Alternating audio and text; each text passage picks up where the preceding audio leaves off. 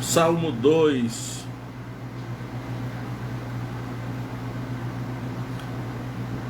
Vamos analisar o Salmo 2, né? Este salmo é um salmo de Davi. Tem 12 versículos. Vamos ver o que realmente é esta profecia dos salmos. Salmo 2, né? Tem o Salmo 90, o Salmo 50, 51. Então é cardinal, né? O número é cardinal, não ordinal, né? Então começa assim, Salmo 2, Salmo de Davi. Por que se amotinam as gentes e os povos imaginam a vaidade? As gentes são os gentios, né? E os povos imaginam a vaidade. Os reis da terra se levantam e os príncipes consultam juntamente contra o Senhor e contra o seu ungido, dizendo. Então está em consideração aqui as nações, os reinos da terra. E quando, por exemplo, na linguagem do Antigo Testamento, Deus fala aqui das nações, os gentios, as gentes, naturalmente se exclui a nação de Israel, né? A nação de Israel é uma nação que tem uma aliança com Deus, que foi a aliança da circuncisão. Mas aqui está em consideração as nações, os reis da terra. Deus está falando com os reis da terra, com as nações. Apesar de que a Bíblia, ela é uma Bíblia do Antigo Testamento, a Bíblia hebraica, né? Mas muitas coisas na Bíblia se dirigem a todas as nações, né? Os profetas falaram muitas vezes a todas as nações. Agora, não sei se os reis da terra, os governantes da terra, eles estão interessados em saber o que Deus fala com eles, ou o que falou com eles no passado, o que fala com eles por meio das Escrituras. Então vamos ver um pouco aqui, né? Ele está falando, os reis da terra se levantam e os príncipes consultam juntamente contra o Senhor e contra o seu ungido, dizendo. E aqui eu vou fazer um recorte para o Novo Testamento. Novo Testamento, em Atos capítulo 4, que quando ele fala os reis da terra aqui, no discurso de os apóstolos que fizeram esse pronunciamento. Eu já ia falar que foi Pedro, mas Pedro fala no capítulo 2, no capítulo 3 e agora no capítulo 4. São os apóstolos. Aqui inclui os apóstolos englobadamente. Então, vamos ver aqui. Vamos ver, Atos 4, verso 23, diz assim: e soltos eles, ou seja, os apóstolos, foram para os seus e contaram tudo o que lhes disseram os principais dos sacerdotes e os anciãos. E ouvindo eles isto, unânimes levantaram a voz a Deus e disseram: Senhor, Tu és o Deus que fizeste o céu, a terra, o mar e tudo que neles há. Agora vejam que agora, a partir do verso 25, os apóstolos vão falar sobre, eles vão citar ipsilíteres o Salmo 2, né? O Salmo 2. Então, vamos ver aqui, verso 25. Que disseste pela boca de Davi teu servo, porque bramaram as gentes e os povos pensaram coisas vãs. Novamente aqui ele citando o Salmo 2. Agora na versão grega, né, citado aqui por Lucas, escreveu, os apóstolos falaram aqui. Aí diz aqui: levantaram-se os reis da terra e os príncipes se ajuntaram a uma contra o Senhor e contra o seu ungido, ainda citando o Salmo 2, né? Porque verdadeiramente contra o teu santo filho Jesus, que tu ungiste, se ajuntaram não só Herodes como Pôncio Pilatos, com os gentios e os povos de Israel. Então, ele cita então Herodes e Pôncio Pilatos dentro aqui do texto e do contexto do Salmo 2, né? Herodes e Pôncio Pilatos no discurso dos apóstolos. É por isso que ele diz aqui no Salmo 2, verso 2: os reis da terra se levantam e os príncipes consultam juntamente contra o Senhor e contra o seu ungido. E naturalmente é uma profecia para o futuro que está se referindo realmente à época em que Jesus esteve na terra. E esses reis da terra, ele está se referindo a Herodes e Pôncio Pilatos. Pelo menos ali especificamente no discurso dos apóstolos, eles citam Herodes e Pôncio Pilatos, que eram... Pôncio Pilatos era o governador da Judéia e Herodes era o tetrarca da Galileia. Por isso que aquele Herodes é conhecido como Herodes o tetrarca, né? E aí ele diz assim: os reis da terra se levantam e os príncipes consultam juntamente contra o Senhor e contra o seu ungido. Ou seja, tudo que Herodes e Pôncio Pilatos fizeram, né, tanto Herodes como Pôncio Pilatos tiveram uma participação ativa na morte, crucificação, o sofrimento do Messias Jesus. E aqui o salmista, né, profeticamente falando, Davi aqui está sendo inspirado pelo Espírito Santo, porque Davi é chamado de profeta mais de uma vez no livro de Atos. Davi era profeta, o Espírito Santo falou pela boca de Davi. Então ele estava fazendo uma profecia preditiva para o futuro, preditiva para o futuro mesmo, se referindo ao que Pôncio Pilatos e Herodes fariam no futuro contra o Messias. Então ele está dizendo que eles estavam se levantando contra. Os reis da terra se levantam e os príncipes consultam juntamente contra o Senhor e contra o seu ungido. Então, contra o Senhor aqui é Jeová, Deus, né? Deus o Pai. Eu acredito que realmente Deus o Pai. E o seu ungido é Jesus, que é o Messias. Ou seja, tudo aquilo que aqueles governantes estavam fazendo ali, Pôncio Pilatos e Herodes, né, como Pilatos participou ativamente no julgamento de Jesus e até chegou a mandá-lo para Herodes, né, que não levou muito a sério, mas também escarneceu de Jesus. Aqueles dois governantes circunstanciais ali, representando os gentios ou as nações, eles não tinham consciência de que eles estavam se levantando contra Deus, né? Contra Deus, contra Jeová, contra o Deus Criador, e aqui os apóstolos citam depois. E aí ele vendo apenas um homem ali, que é esse homem chamado Jesus, e não tiveram a devida consideração e não sabiam o que estavam fazendo. Talvez foi por isso que Jesus disse: Pai, perdoa-lhes, porque eles não sabem o que fazem. Mas a profecia, olhando para o futuro, está desnudando realmente o que está acontecendo ali. E aí, diz aí, que esses reis, esses príncipes da terra, diz o seguinte: rompamos as suas ataduras e sacudamos de nós as suas cordas. Ataduras e cordas. Parece-me que aqui os reis da terra são apresentados como se achando presos, amarrados, ou seja, debaixo da autoridade de Deus, né? Preso pelas leis de Deus por uma autoridade maior, e se sentem como que constrangidos, né? Por uma autoridade maior. Eles não são livres.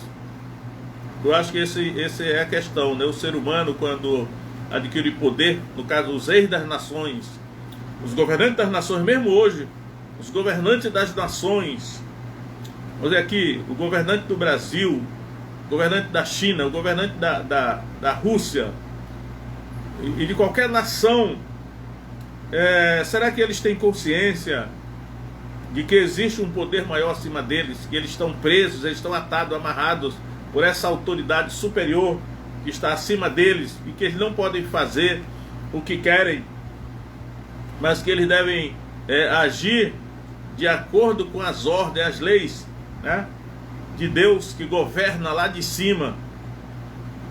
O Messias está lá, assentado à direita do trono de Deus. É o Senhor e o seu ungido, né, que está aqui em consideração, né?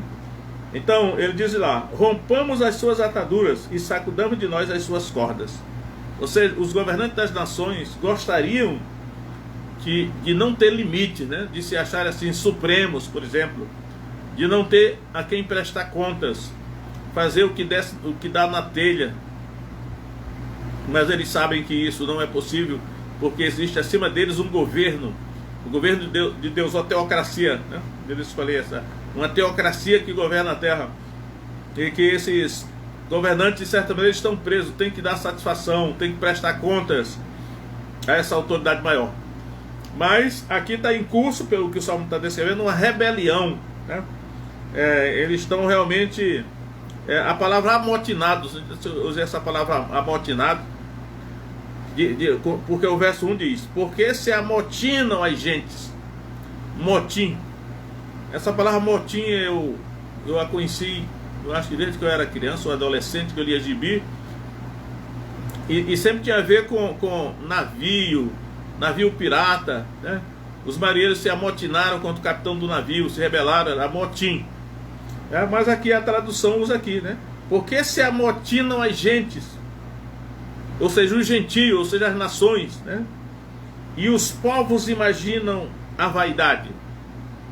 Eu acredito que quando ele está se referindo aqui às nações, ele está se referindo à liderança, os reis, os reis da terra, né?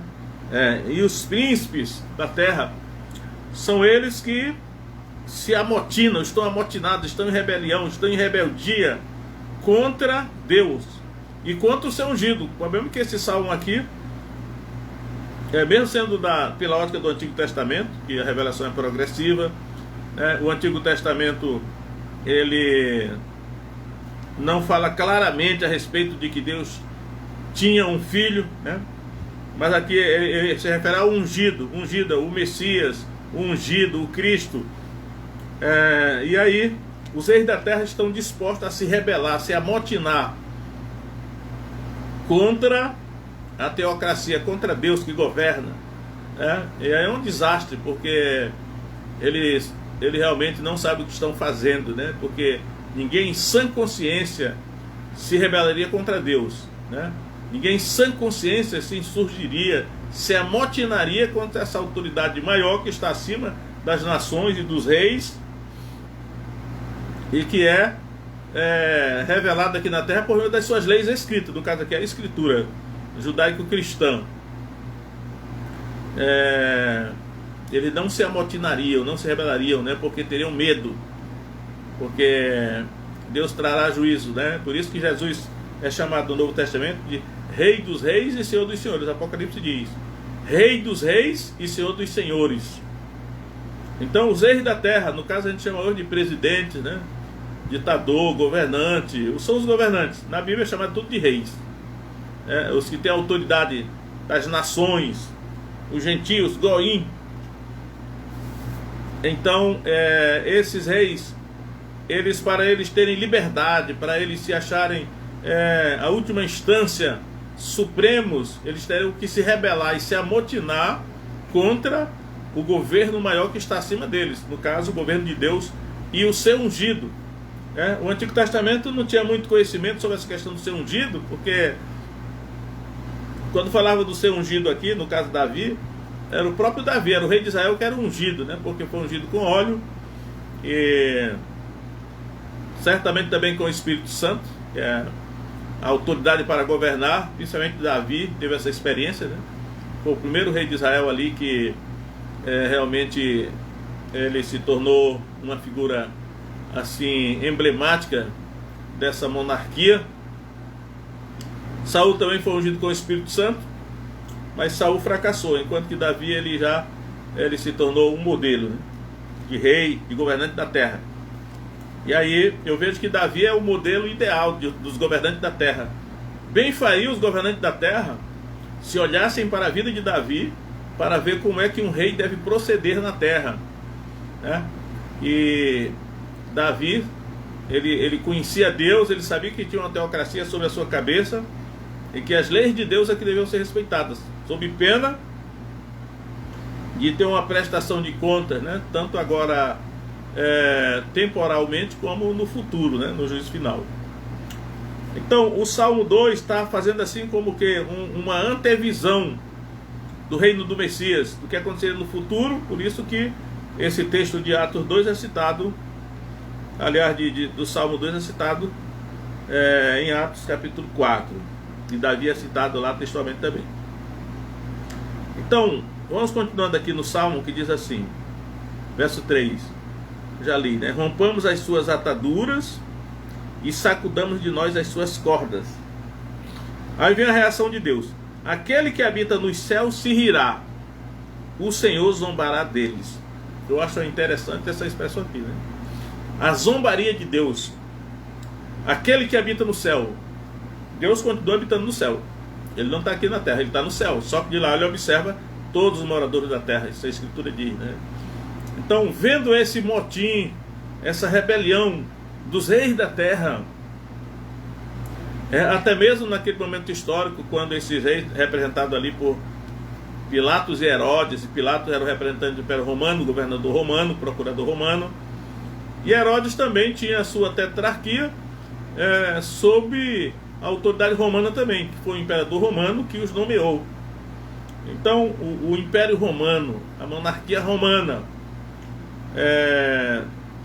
que é o quarto reino de Daniel, ainda hoje nós estamos sob a vigência ainda do Império Romano, né? Apesar dos impérios que aconteceram tanto na história da humanidade nesses 2000 anos, né? Mas dentro da visão bíblica nós ainda estamos sob a égide do Império Romano. Então ele diz aí, né? Aquele que habita no céu se rirá. A Bíblia raramente ela fala que Deus ri, mas nesse caso aqui, Deus ri, né? Deus ri zombando, escarnecendo, né? Mais de uma vez a Bíblia diz que ao ver a tênue tentativa dos homens, né? A frágil tentativa dos homens de se rebelar, de se amotinar contra Deus, contra as suas leis, de lutar contra Deus, a reação de Deus é que ele vai rir, porque Deus sabe da pequenez do ser humano, da sua insignificância, comparado com a grandeza de Deus, o poder de Deus, a autoridade de Deus. Então o Senhor zombará deles. O Senhor zombará deles. Será que no momento em que Pôncio Pilatos e Herodes estavam julgando Jesus, se achando grande autoridade, e viam diante deles apenas um homem, foi nesse momento que Deus riu e zombou?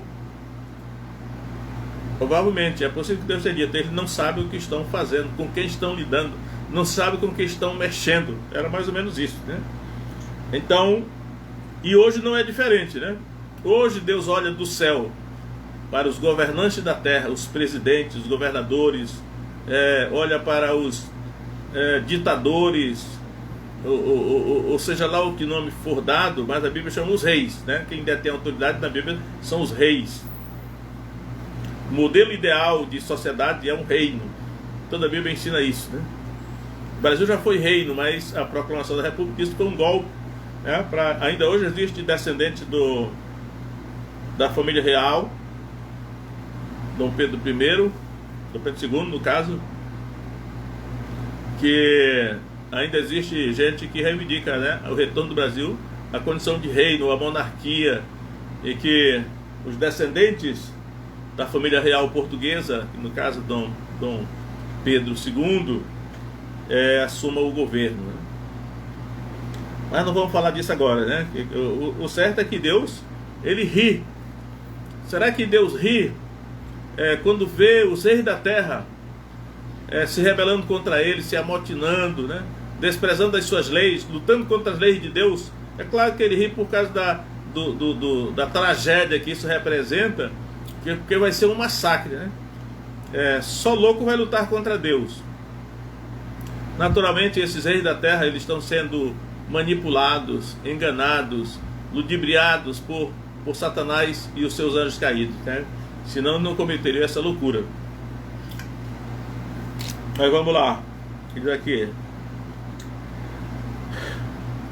Então lhes falará na sua ira, e no seu furor os turbará. Deus falará na sua ira, e no seu furor os turbará. A ira de Deus e o furor de Deus, né? Essa dobradinha a gente vê por todo o Antigo Testamento, até o Novo, né? A ira e o furor de Deus.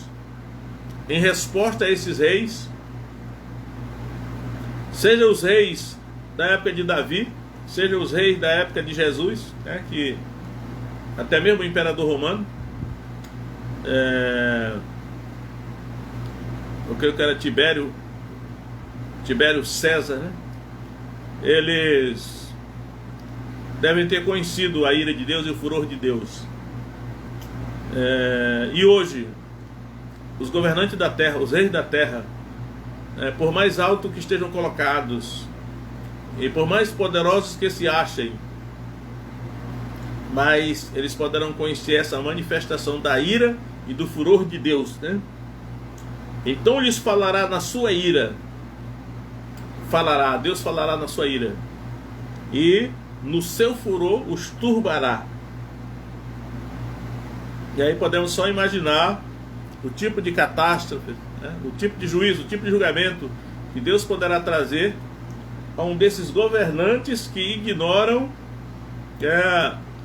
o seu governo, a teocracia invisível que está sobre as nossas cabeças e que está aqui presente na terra por meio das suas leis, a Escritura, que é a palavra de Deus, né? Aí nós vemos aqui na forma da literatura profética, que nós temos que descobrir quem é que está falando. Agora, aí Deus vai falar aqui, né? Diz assim, verso 6, eu porém ungi o meu rei sobre o meu santo monte de Sião. Deus falando, eu porém ungi o meu rei sobre o meu santo monte de Sião. É o Espírito Santo falando pela boca de Davi, é o próprio Deus agora falando. E aí ele está dizendo aqui, não é Pôncio Pilatos, não é Herodes, não é Tibério. O meu rei foi eu que ungi, né? Ungi. E essa unção aí uma unção, é uma coroa de autoridade, né? Tanto a unção com óleo é uma coroa de autoridade, com a unção com o Espírito Santo, que é essa daí mesmo, que é a coroa real, é uma coroa de autoridade. No caso aqui, é invisível aos olhos humanos, mas o mundo espiritual vê. Então já sabemos que quando Jesus foi começar o seu ministério, em Lucas capítulo 4, ele cita a profecia de Isaías 61, onde ele diz assim, o Espírito do Senhor está sobre mim, pelo que me ungiu para trazer boas novas, anunciar boas novas aos pobres, curar os quebrantados de coração, trazer libertação aos cativos, a abertura dos olhos aos cegos, pôr em liberdade os oprimidos e anunciar ou pregar o ano aceitável do Senhor. Mas o Espírito do Senhor está sobre mim, pelo que me ungiu com o Espírito Santo, né? Ele ungiu com o Espírito Santo, a coroa de autoridade foi colocada sobre Jesus, né? Ele é o rei, ele é o governante máximo, né? Nem Herodes, nem Pôncio Pilatos, nem o imperador romano, nem de lá para cá, nenhum deles, né? Nenhum dos governantes da terra, eles têm autonomia, eles são a autoridade máxima do governo da terra, né? Porque Deus já ungiu o seu governo, o seu governante ideal, o seu rei, né? Eu, porém, ungi o meu rei sobre o meu santo monte Sião. O monte Sião, geralmente a palavra monte Sião, muitas vezes no Antigo Testamento é Jerusalém, né? Mas existe um monte específico lá em Jerusalém chamado de Monte Sião. Porém, vários textos também dão a entender que Deus mora no Monte Sião, porque há um Monte Sião no céu, no céu, onde está a morada de Deus, é no Monte Sião. E aí, nesse momento agora, esse rei, que é o rei da terra, ele já está ungido, né? Ele já está coroado, ele já está empossado no governo da terra. Só que ele está ausente, né? Ele está lá no Monte Sião, está na presença de Deus, assentado à direita do trono de Deus. De lá ele observa aqui a terra. E naturalmente ele julga quando ele tem vontade. Os governantes da terra serão julgados, né? Quando Jesus, depois da ressurreição, disse: toda a autoridade me foi dada nos céus e na terra, ele estava exatamente dizendo isso, que agora sobre os seus ombros, né, a linguagem que Isaías usa, eis que um menino nos nasceu, um filho se nos deu, e o governo estará sobre os seus ombros. O principado, algumas traduções tais, o principado estará sobre os seus ombros. Pelo que o seu nome será maravilhoso conselheiro, Deus forte, Pai da eternidade e príncipe da paz. Logo do início da minha fé me diziam que eram os 5 nomes de Jesus. Era assim: primeiro nome, maravilhoso; segundo, conselheiro; terceiro, Deus forte, Pai da eternidade, príncipe da paz. Depois aprendi que na verdade são 4 nomes só, né? São 4 nomes compostos. Maravilhoso conselheiro, primeiro nome, maravilhoso conselheiro, Deus forte, Pai da eternidade, príncipe da paz. Esse é o menino que nasceu aqui na terra para governar. Então Isaías 7,14: eis que a virgem conceberá e dará à luz um filho, e o seu nome será Emanuel, Deus conosco.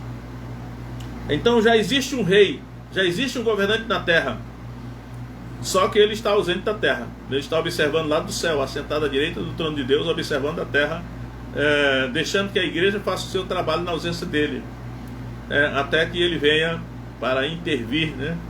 E venha impor o seu reino. E vai ser, enquanto isso, o anticristo vai deitar e rolar, né? Porque Satanás está aqui na terra exatamente para trazer essa confusão, o caos, né, que nós estamos vendo se formando na terra. Então, aí vem a próxima palavra que é falada aqui no Salmo 2, que é o verso 7. Eu creio que é Jesus falando, agora é o Filho falando, o Messias falando: eu publicarei o decreto, o Senhor me disse, tu és meu filho, eu hoje te gerei. Há um decreto: eu publicarei o decreto, o Senhor me disse, tu és meu filho, eu hoje te gerei. Essa expressãozinha aqui, tu és meu filho, eu hoje te gerei, ela merece uma certa explicação, porque há uma controvérsia a respeito desta questão. Eu creio que alguns dizem assim: Jesus, o Filho de Deus, ele é uma criatura, né? Alguns dizem, ele é uma criatura porque ele foi criado. Só que esse texto não diz, eu hoje te criei, né? Ele disse, eu hoje te gerei. É diferente, né? Por exemplo, tanto Adão como a Eva, assim, Deus criou Adão e Eva, né? Nós vamos ver lá em Gênesis capítulo 1,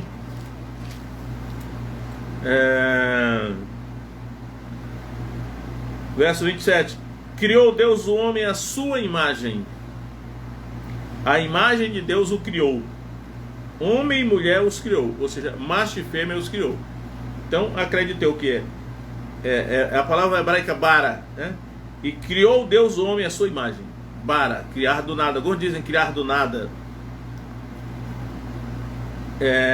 Porém eu creio que há uma outra acepção que pode ser adotada, que será que Deus criou do nada, ou ele criou de uma matéria não visível, de algo invisível? Por exemplo, Hebreus 11:3, pela fé entendemos que os mundos foram criados pela palavra de Deus, de maneira que aquilo que foi criado não foi criado da matéria visível, mas daquilo que não se vê, né? Algo assim, não vou olhar lá agora, mas é nesse sentido aí, né? Dá a impressão que a palavra bara no hebraico, que significa, geralmente diz, criar do nada, mas pode não ser realmente do nada, pode ser de algo invisível, né? E Deus criou o homem à sua imagem, mas o verbo criar, bara, criar. E Ezequiel 28 vai dizer a respeito de Satanás assim: perfeito era nos teus caminhos desde o dia em que foste criado, até que se achou iniquidade em ti. Ou seja, Satanás também foi criado, o querubim, né, ele foi criado, uma criatura de Deus, assim como Adão e Eva também foram criados por Deus. E eu creio que ali Deus está se referindo ao espírito do homem e da mulher, né? Porque quando ele vai criar o corpo, no capítulo 2 de Gênesis, ele não diz criou, ele diz formou. Formou, pois, o homem do pó da terra, ou seja, o corpo do homem foi formado do pó da terra, de uma matéria visível, tangível, mas não o espírito, né? Primeiro foi criado o espírito do homem, depois o corpo. E depois sabemos que foi criado também o corpo da mulher, de uma costela do Adão, que é de osso. E o próprio Satanás, que era um querubim, ele também foi criado. A palavra, o verbo hebraico bara é usado em Ezequiel 28 para a criação de Satanás, o querubim, né, protetor. Mas aqui nesse caso do Salmo 2, Deus não usa a palavra bara, não usa a palavra criou, dizendo: tu és meu filho, eu hoje te gerei. Então gerar é diferente de criar. Por isso que diz assim, olha, gerar é uma criatura, Deus gera criaturas. Tanto Adão e Eva eram criaturas, como Satanás era uma criatura, é uma criatura. Agora, o filho foi gerado, por isso que é filho, né? Foi gerado. E durante muito tempo realmente eu me debati com o sentido de gerar. Meu Deus, o que significa? Afinal essa expressão aparece várias vezes no Novo Testamento. Esse versículo é repetido, né? Tu és meu filho, eu hoje te gerei. E aí eu quero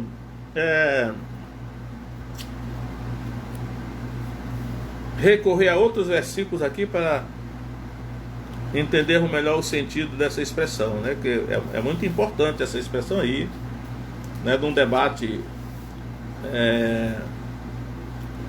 doutrinário a respeito deste assunto. Então vamos ver, Romanos 1, verso 4. Acho que é melhor eu ler logo a partir do verso 1. Romanos capítulo 1, verso 1. Olha só. Paulo, servo de Jesus Cristo, chamado para apóstolo, separado para o evangelho de Deus, o qual antes prometeu pelos seus profetas nas santas escrituras, acerca de seu filho, que nasceu da descendência de Davi, segundo a carne. Aqui tem segundo a carne, né? Nasceu da descendência de Davi, segundo a carne.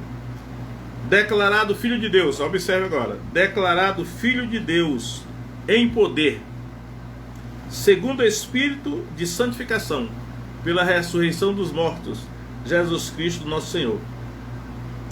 Então, Romanos 1,4 está dizendo que Jesus foi declarado filho de Deus em poder, pela ressurreição dos mortos, segundo o Espírito de santificação, pela ressurreição dos mortos. Então, a expressão que eu quero destacar aqui é declarado filho de Deus em poder. Porque tem os filhos de Deus em fraqueza, né?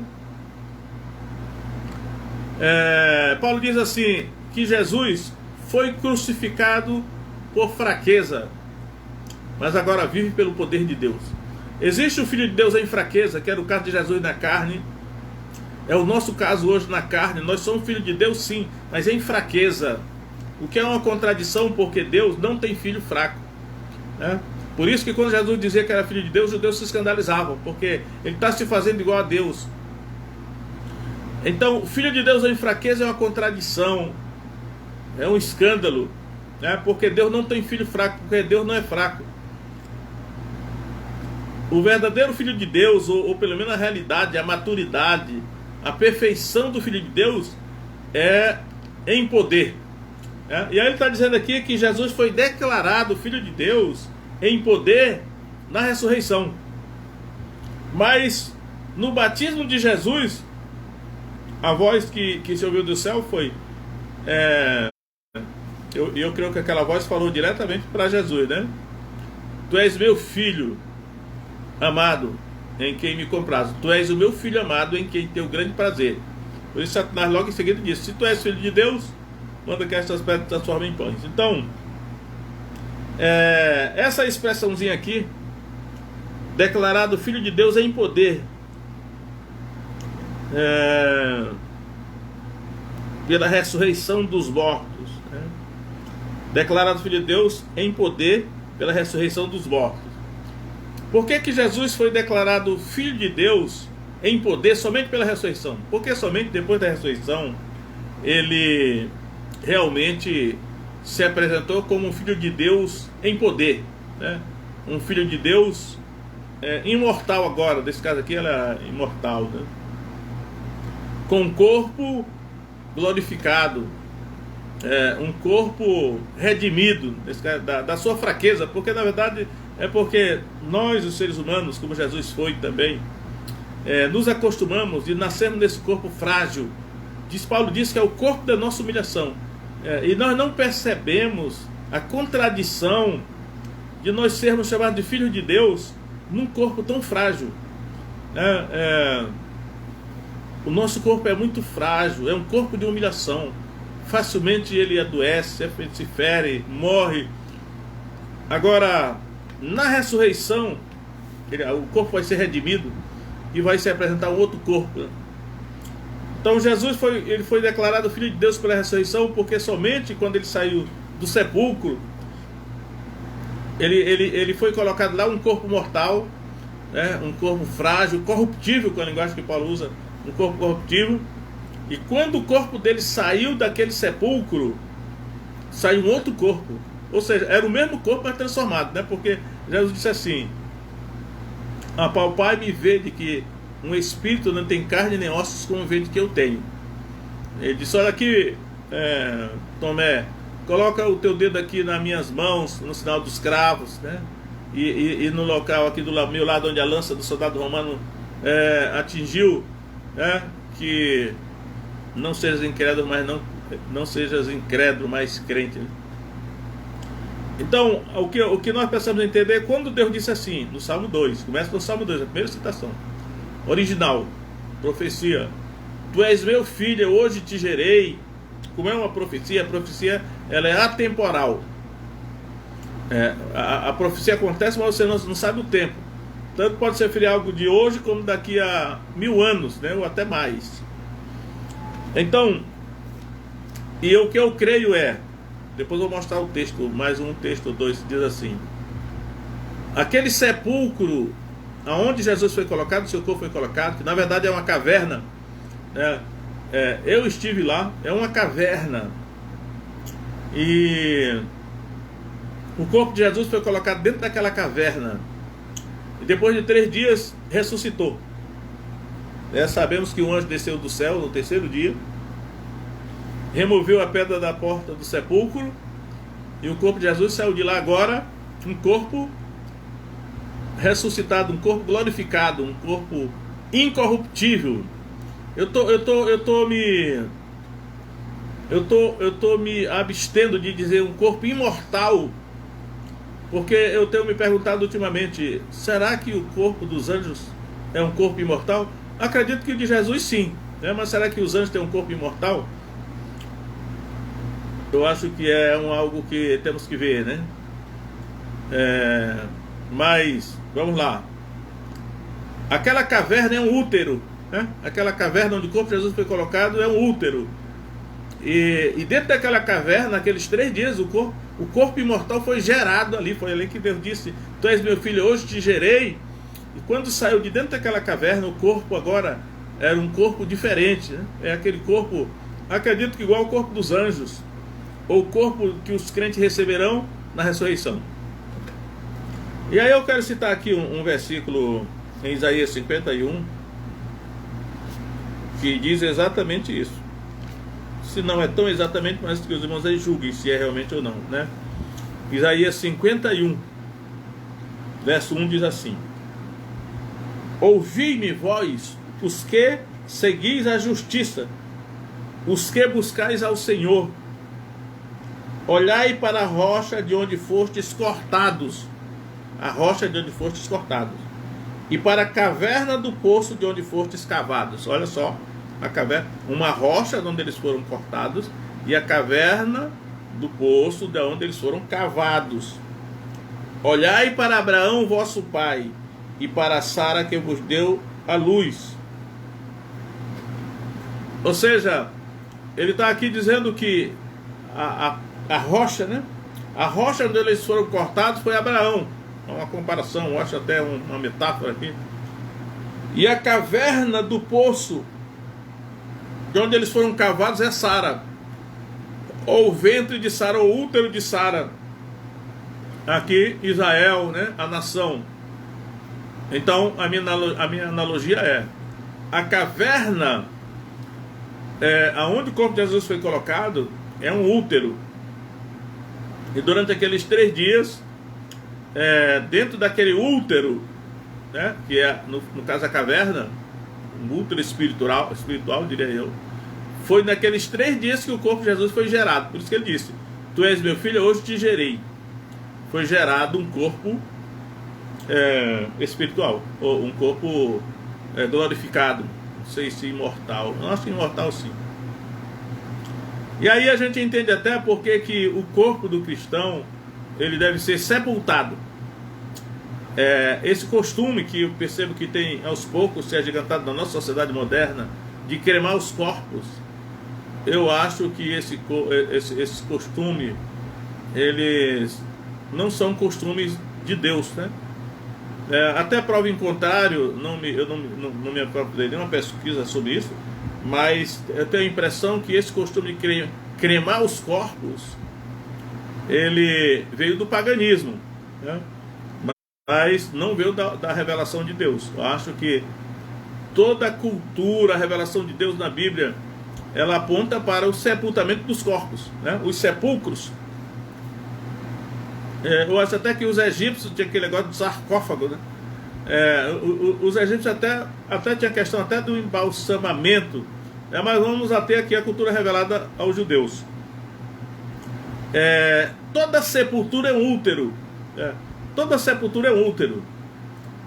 No caso da questão natural, o útero da mulher, a criança vai sendo gerada ali durante 9 meses, né? Mas só que o corpo de Jesus foi gerado dentro daquele útero de pedra em 3 dias. E no caso do corpo do crente, que é colocado no sepulcro, quantos milênios se passarão para que o corpo dele seja gerado? E na vinda de Jesus, né, parousia, é que aqueles corpos, eles serão levantados do sepulcro, semelhante ao corpo de Jesus, glorificado, né? Imortal, talvez imortal. Esse assunto da imortalidade do corpo eu preciso estudar mais, para não adotar do paganismo o conceito e não da Bíblia. Então, e aí eu digo que quando Deus disse: tu és meu filho, hoje te gerei, não é assim, eu hoje te criei, como ele criou Adão e Eva, como ele criou Satanás, que era um querubim. Ou seja, não é uma criatura, o filho não é uma criatura, né? Então, mas foi gerado ali, naqueles 3 dias. Ainda quero citar, aqui Atos 13:32, né, que fala também essa mesma expressão do Salmo 2, diz assim, Atos 13:32, e nós vos anunciamos que a promessa que foi feita aos pais, Deus a cumpriu a nós, seus filhos, ressuscitando a Jesus. Como também está escrito no Salmo 2: meu filho és tu, hoje te gerei. Então veja que ele conecta também a ressurreição com essa expressão do Salmo. E aqui ele diz Salmo 2. Eu vinha dizer do Salmo 2, né? Mas aqui ele usa o ordinal, né? E não o cardinal. Está escrito no Salmo 2, pelo menos na tradução está 2, né? Não sei se o original está realmente assim, mas é mais uma evidência daqui do Novo Testamento, mostrando que realmente essa expressão, tu és meu filho, hoje te gerei, se refere à ressurreição de Jesus, do corpo de Jesus, e explica aquilo que Paulo fala, né? Ele foi declarado Filho de Deus em poder pela ressurreição dos mortos, né? Pelo Espírito de santificação e pela ressurreição dos mortos, né? Jesus Cristo nosso Senhor, porque Filho de Deus em fraqueza é o que somos hoje. filho de Deus em fraqueza, é o que Jesus era na carne, mortal. E depois da ressurreição ele se tornou filho de Deus em poder. A expressão filho de Deus naturalmente se refere a anjos, né? A primeira vez que a expressão filho de Deus é usada na Bíblia se refere a anjo. Eu acho que o sentido natural de filho de Deus é anjo, né? Por isso que lá em Gênesis 16, quando diz assim, quando os homens começaram a se multiplicar na terra, viram os filhos de Deus que as filhas dos homens eram formosas, tomaram para si aquelas que mais quiseram e delas geraram filhos, né?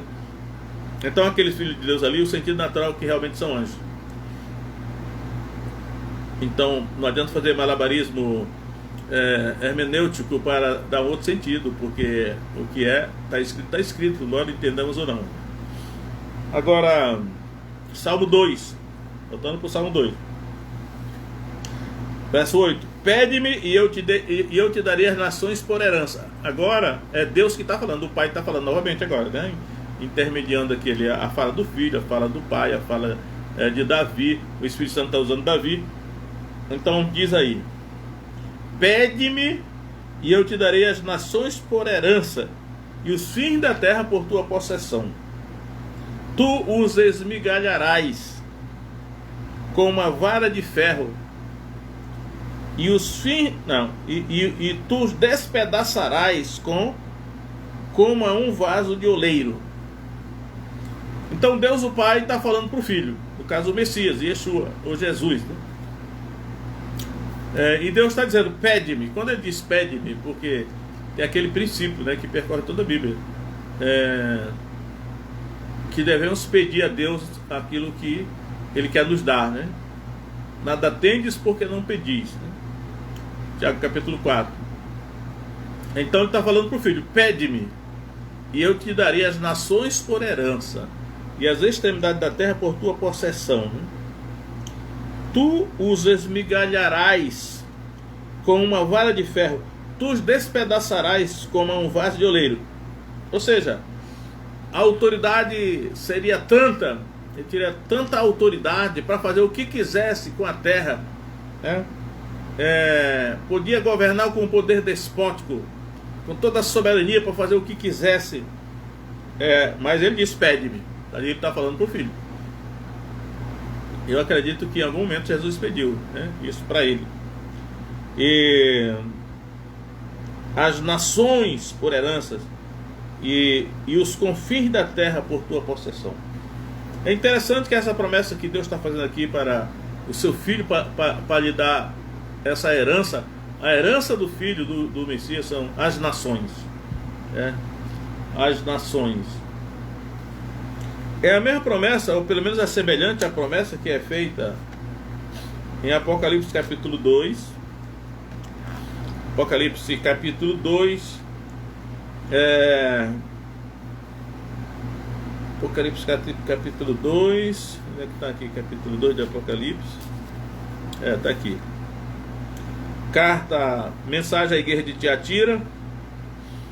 Aí ele diz o seguinte, no verso 26: e ao que vencer e guardar até o fim as minhas obras, Jesus está falando, eu lhe darei a autoridade sobre as nações. Mesma promessa, né, que o Pai está fazendo ao Filho. Aqui ele não diz, pede-me. Lá ele fala para o Filho, pede-me, eu te darei as nações por herança. Aqui ele está dizendo, ao que vencer. Aqui há uma condição, né? Sempre há uma condição. E a condição é, ao que vencer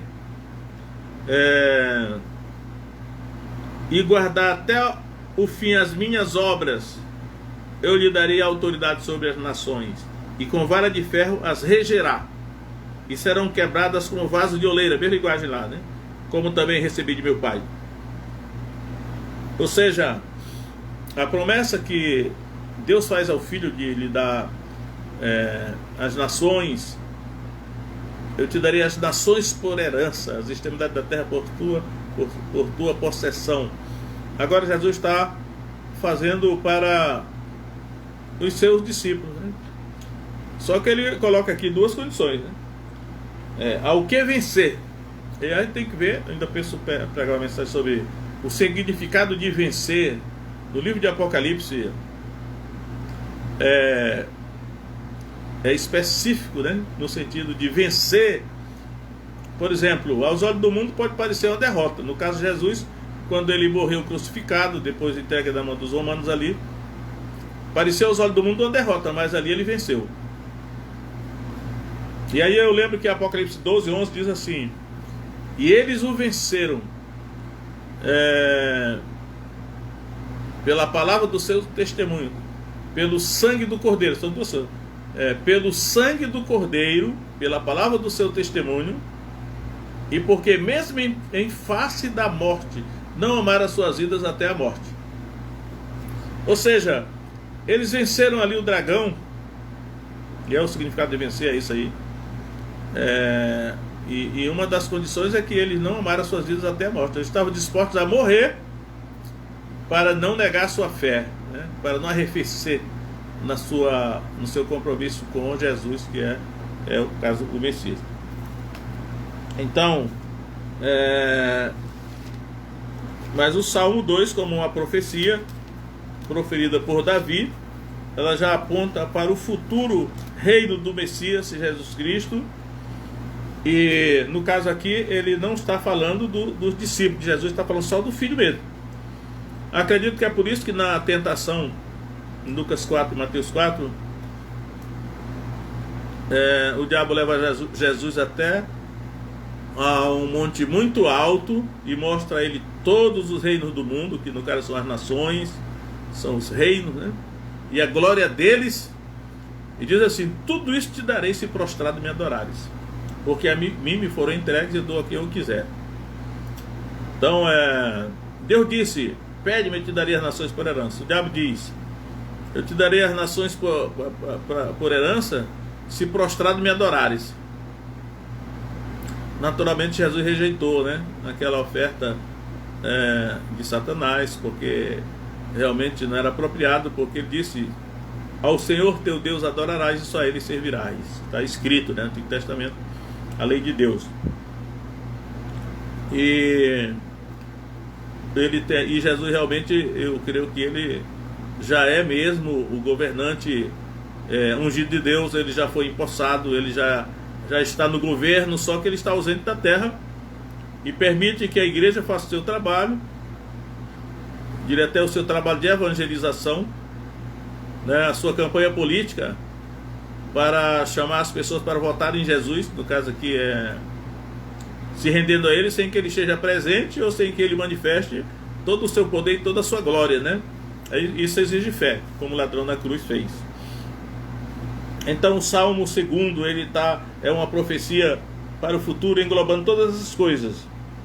Aí ele diz o seguinte: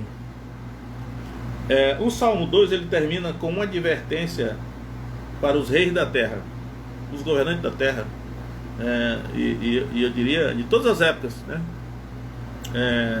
Para hoje, por exemplo, será que os governantes da terra estão sabendo disso, né? dessa mensagem que Deus mandou para eles? Será que os governantes da terra, das nações, os mais poderosos, até mesmo os mais fracos, né, estão sabendo dessa mensagem que Deus mandou para eles? É específico, esse Salmo 2 aqui contempla assim os reis das nações, o governo do Messias e como eles devem lidar, né, com esse reino que já existe, só que está invisível aos olhos deles.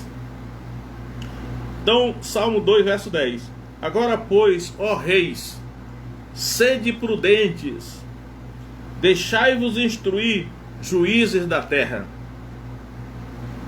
Ele chama de reis e chama de juízes. Naturalmente, naquele tempo, o padrão de Deus é que na pessoa do governante, o rei, estava o poder executivo, o poder judiciário, né? Quem tinha o poder de julgar o rei era magistrado. Acredito que foi Montesquieu que depois que mudou isso, né? Foi essa questão da divisão tripartite dos poderes. Isso pode ter sido uma corrupção, pode ter sido um erro. Os seres humanos às vezes não sabem o que fazem com a terra, nem na terra, né? E aí existe alguém uma pessoa muito inteligente ali, e de repente Satanás dá uma ajudinha aqui, jogando na mente determinadas ideias, e os seres humanos sem muito discernimento adotam aquilo. E aí não pergunto assim: isso é de Deus? Esse é o padrão que Deus estabeleceu? Nós vemos o que está dando no Brasil, né? Essa confusão que está toda aí. Porque está aí. O rei, o juiz é a mesma pessoa. E é naturalmente o legislador, embora o legislador seja Deus, porque mesmo o rei, por mais poderoso que seja, ele devia obedecer a lei de Deus.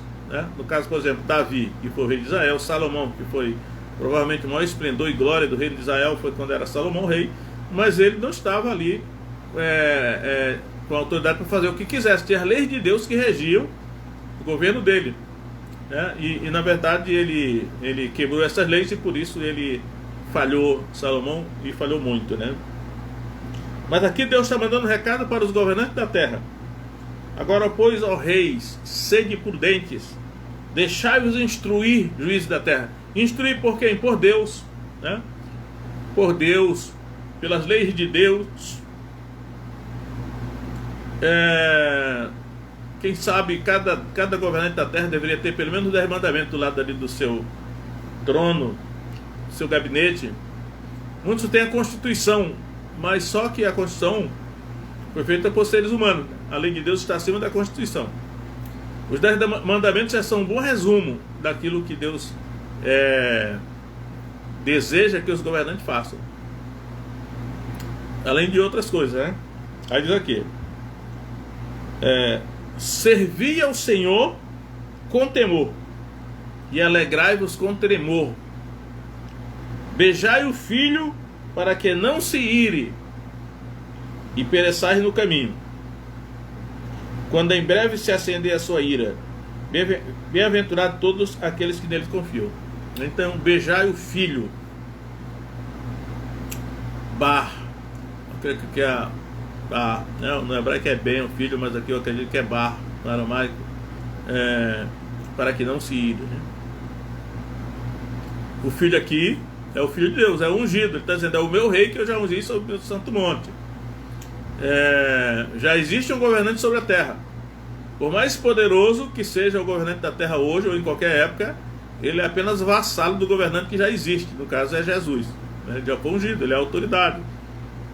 E aí Deus está dizendo aqui o conselho: beijai o filho para que não se ire e pereçais no caminho. Quantos já não pereceram por causa disso, né? Quando em breve se acender a sua ira. É a ira do filho que vai se acender, né? Bem-aventurado todos aqueles que nele confiam. Então o governante realmente ideal para Deus é aquele que confia no filho, né? Bem-aventurado todos aqueles que nele confiam. No caso é o filho de Deus, é Jesus, né? É o Messias, ele é realmente o governante. Ele é o governante máximo, né? E é ele que os governantes da terra devem prestar reverência, prestar obediência, não se amotinar para que não sejam julgados, né? Que fala da ira e do furor, né? Então lhes falará na sua ira e no seu furor os turbará. Está falando de Deus. Agora no verso 12: beijai o filho para que não se ire e pereçais no caminho, quando em breve se inflamar a sua ira. Novamente a palavra ira é usada 2 vezes no verso 12, e no verso 6 o verso 5 fala sobre a ira e o furor de Deus. Então esse é o Salmo 2. Eu percebo que ele não contempla uma fala normalmente para os seres humanos comuns, né? Mas é uma mensagem para os reis da terra.